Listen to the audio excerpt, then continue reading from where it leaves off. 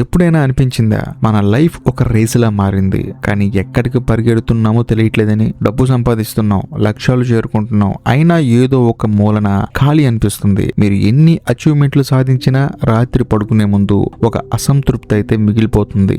ఇదే మన ప్రధాన సమస్య. మనం అనవసరమైన వాటిని నెత్తినేసుకుని మరీ మోస్తున్నాం. రామకృష్ణ పరమహంస గారి కథల్లో చెప్పినట్లు పిల్లలు ముంగీసతో ఒక రాయి కడితే ఆ ముంగీస ఆ బరువును ఈడ్చుకుంటూ వెళ్లి గుంటలో పడుతుంది. మనం కూడా అంతే. గతంలో జరిగిన చేదు అనుభవాలు, పాత బంధాల బాధలు, చుట్టూ ఉన్న నెగిటివిటీ, వీటన్నిటిని ఒక రాయిలా మనకి మనమే కట్టేసుకొని జీవితంలో ఆనందాన్ని అనుభవించలేకపోతున్నాం. మన జీవితంలో ప్రశాంతత ఒక బరువైన బందీగా మారిపోయింది. మరి ఈ సమస్య ఎందుకు వస్తుంది? చాలా సింపుల్ అండి. మనం అసలైన చక్కెరని వెతకడం మానేశాం. రామకృష్ణ పరమహంస గారు చెప్పిన చీమా చక్కెర సూత్రం గుర్తుందా? ప్రపంచంలో కోటాను కోట్ల వస్తువులున్నా చీమ కేవలం చక్కెరని మాత్రమే ఎలా పట్టుకుంటుందో మనం కూడా మన జీవితంలో కేవలం ఆనందం, ప్రశాంతతని మాత్రమే పట్టుకోవాలి. కానీ మనం ఏం చేస్తున్నాం? ఆనందం దొరికిన చోట ఆగిపోకుండా మిగతా వాటి కోసం పోరాడుతున్నాం.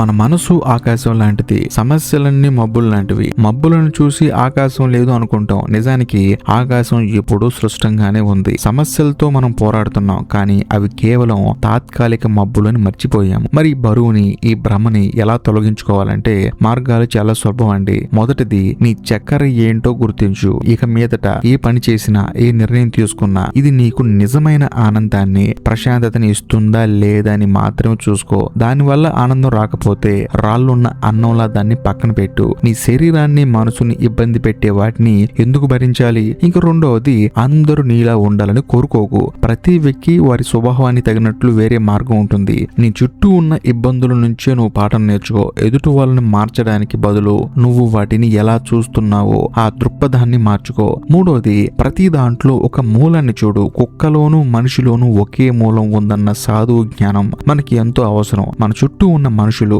సమస్యలు అన్నీ ఈ విశ్వంలో భాగమే అని చూడగలిగితే నీలో పోరాటం తగ్గి ప్రేమ పెరుగుతుంది. మన జీవితాన్ని మెరుగుపరచుకోవడానికి పెద్ద పెద్ద ప్రణాళికలు అవసరం లేదు. కేవలం మన దృక్పథాన్ని మార్చుకుంటే చాలు. అంటే మన ఆలోచన విధానాన్ని మార్చుకుంటే చాలు. జీవితాన్ని ఒక సీరియస్ లెక్కలా చూడకుండా ఒక ఆటలాగా లేకపోతే కవితలాగా చూడటం నేర్చుకో. ఏదైనా నువ్వు కోరుకున్నది వస్తే వచ్చింది, పోతే పోయింది. ఒక ఆటలో ఓడిపోయినంత మాత్రాన ప్రపంచం ఆగిపోదు కదా. కాబట్టి నీ మైండ్ లో తిరుగుతున్న నీ పాత అనుభవాలు అవ్వచ్చు, నీ ఓటములు అవ్వచ్చు, లేకపోతే నువ్వు బాధపడే విషయాలు అవ్వచ్చు, వాటన్నిటిని నీ మనసులో మోయటం ఆపేయి. ఎందుకంటే ఒకసారి మోసం జరిగింది కాబట్టి ప్రతి నిమిషం మోసం చేస్తాడు అనుకోవడం కూడా సమస్యే కదా. ఒక ఉదాహరణ చెప్పిన, మామూలుగా మనం రోడ్డు మీద వెళ్తున్నప్పుడు మన జేబులోంచి ₹100 పడిపోయాయి అనుకోండి, మనకి బాధ అనిపిస్తుంది అవి ఎక్కడ పోయాయో ఏంటో అని చెప్పేసి. కానీ ఇంకొంచెం ముందుకెళ్ళిన తర్వాత మనకి ₹1000 దొరికాయి అనుకోండి, మనం ఆనందపడతాం. కానీ చాలా మంది ఏం చేస్తారంటే పోయిన 100 గురించి ఇంకా బాధపడుతూనే ఉంటారు.